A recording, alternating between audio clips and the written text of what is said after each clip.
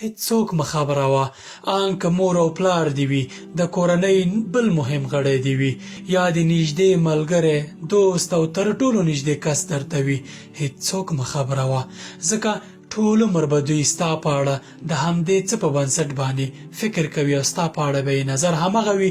که ته ان د مکې امام هم شې، دوی به ستا په اړه همغه فکر لري چې تا دغه راز ورته ویلی دی.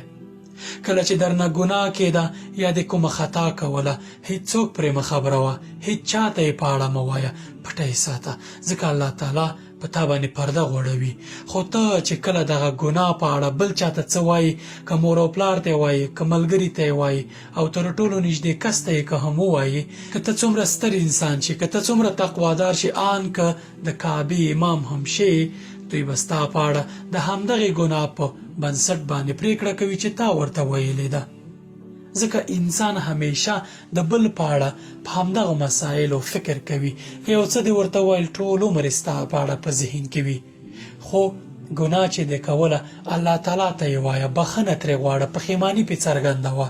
پوهېږئ، انسانان ګناه تل په ذهن کې ساتي ستا په اړه، په همغې په بنسټ باندې قضاوت کوي. خو الله پاک چې کله ته ترې په رښتینې ډول باندې بخښنه وغواړې، پښیماني څرګنده کړې، ستا له دغه حسابه دا ګناه پاکوي او د تل لپاره دې بخښي. رسول الله صلی الله علیه وسلم وایي: کل امتی معافی الا المجاهرین. زما ټول امت ته بخښنه کیږي مګر مجاهرینو ته بخښنه نه کیږي. مجاهرین څوک دي؟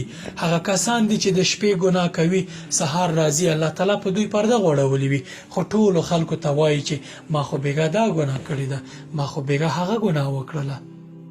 که غواړې چې الله تعالی درته بخښنه وکړي، هیڅکله چاته ګناه مه وایئ چې دا ګناه رانه شوي، پټه یې ساتئ. الله پاک ستار یا ستیر دی، په تاسې باندې پرده غوړوي، خو تاسې په خپل ځان باندې خلک مه خبروئ. السلام علیکم.